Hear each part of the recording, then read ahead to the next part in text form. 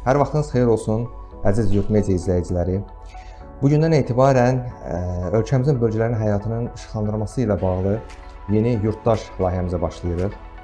Və layihənin ilk qonağı millət vəkili Razi Nurullayevdir.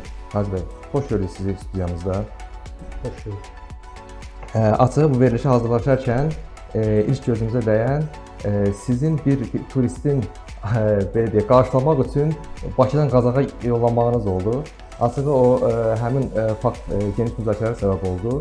Yəni ki, ölkədə bir turizmə məsul bir şəxs yoxdur ki, millət vəkili Bakıdan Qazaxa qədər getdi həmin turisti qarşılamağa. Bir barədə o barədə danışardı zəhmət olmasa. Mən bir qısa bir arayış verim.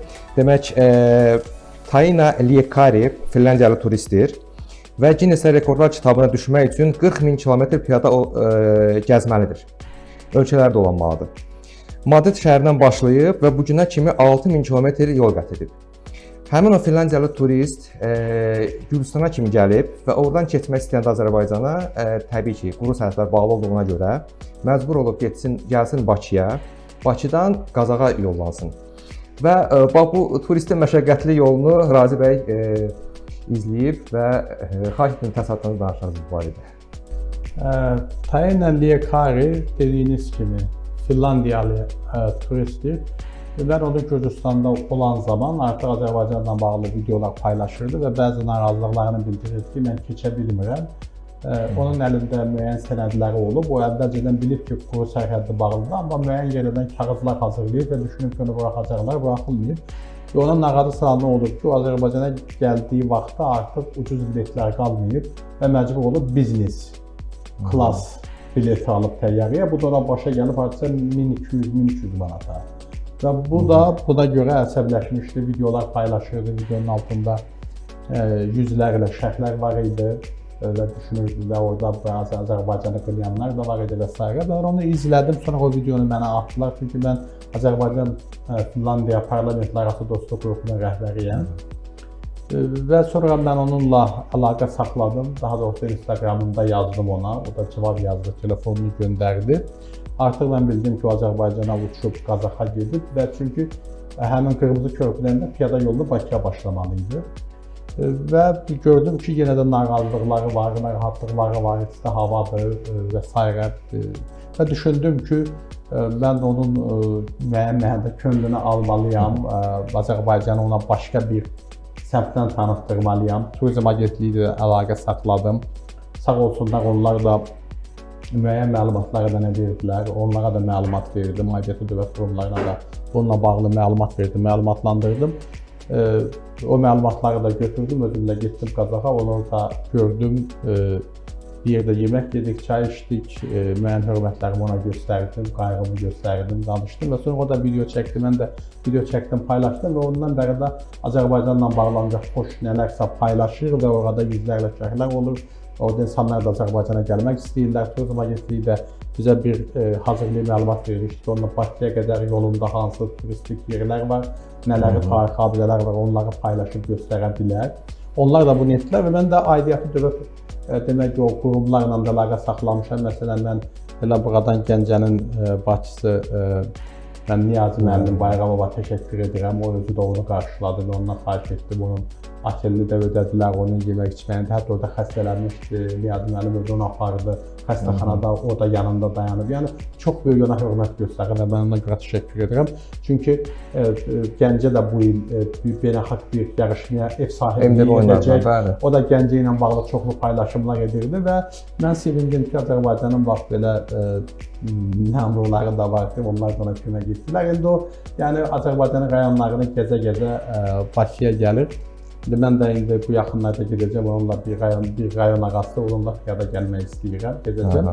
Yəni bax belə oldu və burada yəni mən sadəcə olaraq bir parlamentin üzvü kimi, Azərbaycan Finlandiya Dostluq qrupunun rəhbəri kimi istədim ki, yəni o Azərbaycanla bağlı xoş hisslər paylaşsın, biz ona qonaqlarımızı göstərdik də. O da çox təəccüblənmişdi ki, bir deputat partiya sədri 500 kilometr yol qət edib və onun qayğılarını dinləməyə gəlib. Onun üçün xoş idi və onu da bütün dünya ilə paylaşdı. Hə, bu təbii ki, bütün Finlandiya, mən baxdım şərhlərə, Finlandiyadan belə yazıblar. Sizə təşəkkür edirlər. Bəli. Təbii ki, bizim üçün bu gün çox önəmli sahədir və necə düşünürsünüz? Ümumiyyətlə, yəni bu sizin təşəbbüs etdiniz bunu. Real həqiqətdə necə olmalıdır? Bu turizm agentliyi məşğul olmalıdır belə məsələlərlə.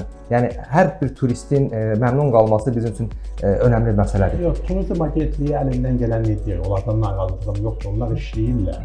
İşləyirlər ki, Azərbaycanda turistlər çox gəlir. Onlar əllərindən gələni edirlər, amma məsələ burasındadır ki, bizim quru sərhədlərimiz bağlıdır. Turizm agentliyinin səlahiyyətlərinə daxil olmayan bir çox məsələlər var ki, turistlər incidilir orada.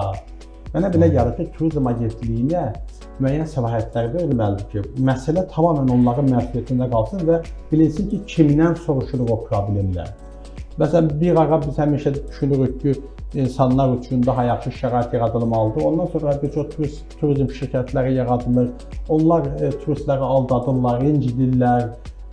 Bizim restoranlarımız məsələn, mən özüm şahid olmuşam. Mənim yanımda 2 Alman və Avstriya vətəndaşı, olar ki 20 gün bundan öncə və restoranların birində onlar dedilər ki, onlar xarici vətəndaşdır, biz qutabı onlara 3 manata, sizə 1 manata verəcəyik. Restoranların hamısında 2 menyu var, xarici vətəndaşlar üçün, yerli vətəndaşlar üçün. Xarici vətəndaş görür, taksi sürücülərimizin bəziləri, elə məsələn, həmin o Taina xanımı da, bax, o Finlandiyalı turisti də 10 manat, 8 manatlıq yola 100 manat pul istəmişdi. Baxın, yəni bu dərəcədə olmaz ki. Biz təbii ki, bu cür söz mən özüm də xarici ölkələrdə olanda taksi şoferləri, sürücüləri həmişə çalışırlar ki, daha çox alsınlar, olur. Amma da bu dərəcədə yoxdur. Yəni sürücü turisti aldatsın, restoran aldatsın, otel aldatsın, qutab satan aldatsın və onda o turist bir də bura gəlmək istəyərmi? Yox. Amma bu təəssüflər olsun ki, turizm agentliyinin məsuliyyətində deyil də, onlar ancaq tövsiyə verə bilirlər. Bununla bağlı cəza tədbiri görülməlidir. Ümumiyyətlə, necə ola bilər ki, bir restoranda varlı adamlar üçün ayrı menyu, kasıblar üçün ayrı menyu və gözümüzə yaxşı adam görünür, bunun cibində deyəsən pulu var, bunun üçün ayrı menyu gətirir.